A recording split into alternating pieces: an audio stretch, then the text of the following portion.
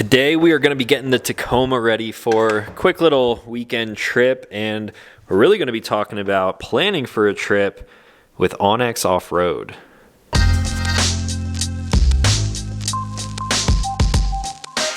What's going on, everyone? Back with another episode of Stuff and Things. Today we're going to be diving into the topic of how I like to plan my travel.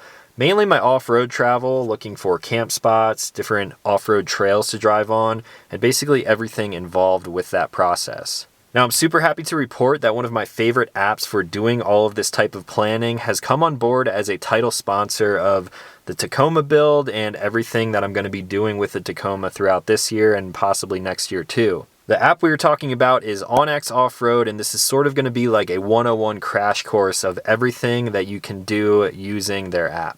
So for a brief overview of this whole map, we're going to check out their website first for the free app and also some different pricing options for more functionality. It really depends on what you're trying to do when planning a trip. So the first thing we're greeted with here is a buying option or a free trial option. I'm mainly going to be focusing on the cell phone app today. However, if you become a member, you can log into a computer and get a lot more functionality. It's a little bit easier to actually plan out a trip when you're sitting down in front of a computer. But as of right now, I'm getting the truck ready for a trip tomorrow. So I'm going to walk you guys through the entire planning process just based off of my cell phone. So when we scroll down here, you see a bunch of different off-road memberships. Free trial, you can download the app for free. Also use it on your computer free for 7 days. I'll be leaving a link in the description down below if you guys want to follow along. And then if you bump up to the premium membership, it is $29.99 for an entire year. You get access to their feature trails, unlimited saved maps, photos, waypoints, 3D maps, and a lot more. We're going to be covering what all of that stuff means here in a second.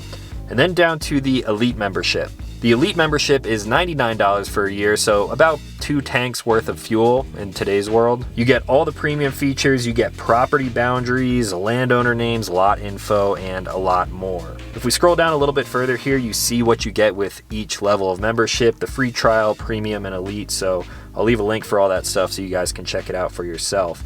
Now let's dive into the app. Now, when I open this app up, you are greeted with a ton of information, and from a first user's perspective, it may be a little bit overwhelming, but just bear with me. Once you get to using this app, there is so much functionality and it makes your life super easy. We're going to start from the top of the screen and work down. So if we click on the onX Offroad logo, that will give you a full map view. That way you can zoom around without any of the controls on the screen. You can look for different trails, national forest land, and we're going to get into this a little bit more. Tap that logo again and everything pops back up.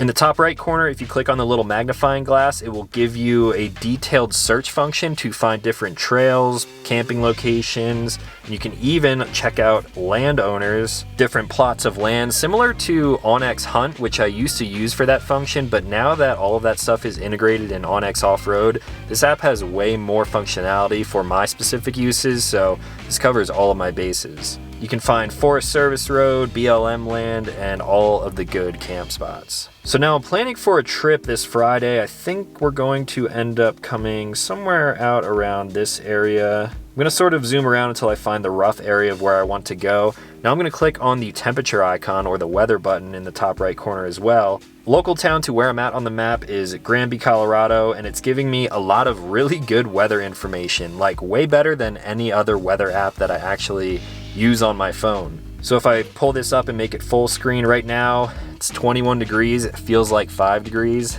Not great for camping. You get wind speeds, you get sunrise, sunset, and as we scroll down, if you're planning for this weekend, like tomorrow, we're actually going to be heading up to this area, so I can see an idea of how the weather is going to be. Honestly, not looking great. Maybe Saturday, high of 49, low of 28. I think we might be able to get away with some quick camping while we're up there. Now, moving down to all of the other features, this is where we're really getting into the nitty-gritty. Down here you will see the activity button, so if I click on that, this is going to give me a lot of different controls depending on what vehicle I'm in. Right now I currently have it set to dirt, however there is definitely snow up there, and if I was in the dead of winter and I wanted to find some snow off-roading, I would click on the little snow icon. You can get things like avalanche forecasts, slope angles of different areas that you're going to be traveling around on, and there is just like an endless list of functionality and all sorts of other stuff you can do. If I want to filter by snowmobiles, I can click that and it will show me just snowmobile trails. But since we're going up there, hopefully not a whole lot of snow, we're going back to the dirt functionality. I currently have this filtered by all, but you can choose to opt for just a dirt bike, a high clearance 4x4, 50-inch wide trails, basically for ATVs and smaller side-by-sides, and also full width roads. I'm just gonna leave this on the all activity type, that way you guys can see everything that's going on the map. So we will hit done there, and now I can start looking for where I want to go. Now this little area right here looks pretty interesting, and this is actually where we were kind of talking about going, this whole area right here in the Arapahoe National Forest. Right in the center here we have Cascade Creek. So if I click on that trail, it's going to give me a super detailed, almost like guide level overview of everything that this trail has to offer. So again, we'll swipe up, make that full screen. This is a difficult trail. It gives you a technical rating of 6 out of 10. So 6 out of 10 for a normal trail.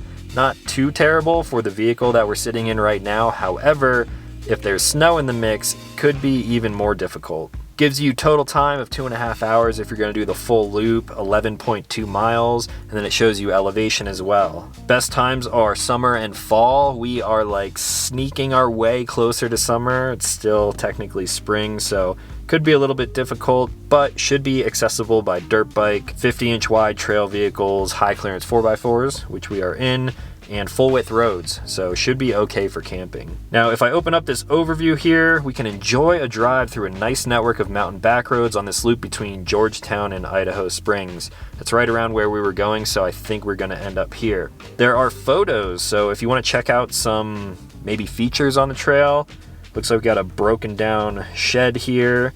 This part of the trail looks pretty manageable, but of course the very next one we got loose boulders and looks like a little bit of a drop there as well, so could be pretty technical, and I think we're going to be checking this out tomorrow. Difficulty rating. It's difficult, mostly moderate except for the western half of the Cascade Creek Road. It's harder going uphill in reverse direction. We did it in a stock Wrangler Sport going downhill, but it was a challenge. So there's a ton of information on here. If we scroll down, we can also get to the weather. So if we're going to end up camping on this trail, right now it says it feels like -10 up there. That doesn't sound enjoyable. What's it looking like for Saturday? Low of 26, high of 42, broken clouds. I think we'll be able to make that work. Now, if I want to save this trail because we're going to be going there in the future, I can simply click add a waypoint. I'm going to label this Cascade Creek Trail. Now you can use a few different icons to mark this thing. So right now it's just set to location. If we click more, let's go for off-road vehicles. Level 6 difficulty, we're going to save it as that. And there we go. Now it is marked on my map and saved in all of my content. Now this trail is fairly close to some towns, so reception probably won't be an issue. However, offline maps is next on our list. I've actually already saved this offline map, as you can see here. It has my title saved down there as Cascade Creek, which is what I labeled this thing, and as you can see, I have about a 5-mile radius. Now to show you guys how this functionality works, let's move up here to a different trail. Looks like Jenny Creek right here. We're gonna start a new map. I'm gonna call it Jenny Creek. Now I can do a low resolution, which will give me a 150-mile wide map downloaded onto my phone. Right now it is currently set to 10 miles wide with a medium resolution, but since I'm probably not going to be traveling outside of that trail area, we're going to do just 5 miles wide, frame up the trail that we're looking for, and click save. Now you will see a green box all around Jenny Creek, this trail that I just found, and as this slowly downloads, it will then be saved, and I can find that under the next tab, which is my content. So let's go back down to the trail that we're actually going to go to, Cascade Creek. We're going to open up my content. Under here is where you will find everything that you just did, searching around on the map, adding waypoints. So if we click on the waypoint, right there you will find the Cascade Creek Trail, the one that we just marked. And as you use this app more and more, you can add things like different area boundaries, tracks, lines. You can record the trail that you're on, so you can take photos and upload them. It's sort of a user-based app, so you can add your own information in here and really personalize it for how you want to use onX Offroad. Now we're going to dive into the next tab, the tools. This is where you can create a lot more content to go under your My Content tab. So here's an idea. Let's zoom in here. Looks like there's some switchbacks at the top here, and then it might level out judging by the topo. We're gonna click line distance. Let's go from the top of these switchbacks, drop a point, and then bring it all the way down to this next fork in the road. Drop another point. Looks like we've got 1.45 miles. That way I know how far we're actually traveling on the trail. This is another piece of content that you can save for yourself for later. And then for the next tool, we got an area shape. So I can see a rough outline of what this trail sort of looks like. I'm just gonna drop a point here, drop a point sort of around the perimeter of the trail to see what type of ground we're gonna be covering. Continue dropping points all along the outskirts of this trail, leaving it a little more detailed and bring it back in right here. Looks like we're going to be covering around 1,953 acres, so pretty big stretch of land there. Now this is going to be good for someone who is scouting areas maybe to camp. You can zoom in and use this on your own property to sort of find a rough idea of your boundaries, and this is really cool functionality. I don't know how I will use this or if I will ever use this, but it is there and it's something to note. Next on the tool list is where you can actually take photos and add them. You can save them to your content. That way, if you come up across a feature along a trail, snap a photo of it. That way, when you go back there in the future, you can remember, hey, there's a huge mud pit right here. Or maybe you take a picture of a rock and say, dang, that was a kind of crazy obstacle. You can write notes about it all and save it for your future self. Now, if you're planning for a trip with a combination of trails, you can actually add waypoints. So say I want to create a waypoint right here on the side of the trail, I can save that and then create another waypoint maybe at another location on a different trail, and then you can navigate between those markers. It's just a really good way to save things for the future. And then the last feature under tools on mobile, on your cell phone, you can mark your location. That way, if we find a really good camp spot and I want to camp there later, I can simply mark my location where we're at camping at the current moment and then save that for future use. And then the last feature on here is the go and track function. So once we get to the trailhead on Saturday, I'm going to turn that feature on and sort of track our entire loop of wherever we're going on this trail. That way, if for some reason you get lost, you can follow the map back out. You can send it to friends. That way they know where to find you. And the tracking function is actually super detailed because we're getting into the coolest part of the app, which I have not showed you guys yet. Right now, we're currently looking at this map in the topo function.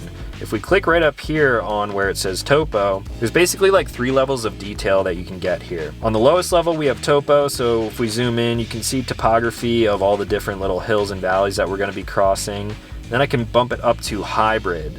This is going to give me a little bit more detail. I can see where we're going to be crossing into public land. You can actually see who owns the land. And if you click on them, you can actually get more detailed information like this. Very similar to the onX Hunt app, which I used in the past, but now I don't need that. onX Offroad all the way. Now, if we go back into that again, we of course have satellite. So this is just like satellite imagery of everything in your surroundings. You still get all the trail markers. You can still filter this the same way. And if we zoom in, you can get a better idea of what the trail actually looks like from overhead. Now for the coolest part, we're going to Cascade Creek. If I tap 3D, this entire map turns 3D. So I'm going to close that out. And now we can zoom around and get a really detailed look, high and low, of all the different valleys that we're going to be crossing over. There's actually some pretty cool features around here. If we come over closer to Georgetown, you can see how this is sort of positioned in a valley next to the highway. And if we zoom in, check out those switchbacks running up that super steep trail. So maybe you're not good at reading topography on maps. You can simply pop into 3D mode and check out all of the different features in 3D. It's insane. If you zoom into some really incredible features like national parks and rivers and valleys, the Grand Canyon, this 3D option provides you with crazy detail, and I've spent time just sort of zooming around on maps all over the country looking at all of these features to kind of see what they would look like from a bird's eye view. So now after scrolling around in 3D mode, you can tell that we are not oriented north anymore. Right underneath the weather icon right here, tap that, and it will recenter us with north going straight up and down. And then we're going to pop back into the topo mode, and this just puts us right back into our normal flat map.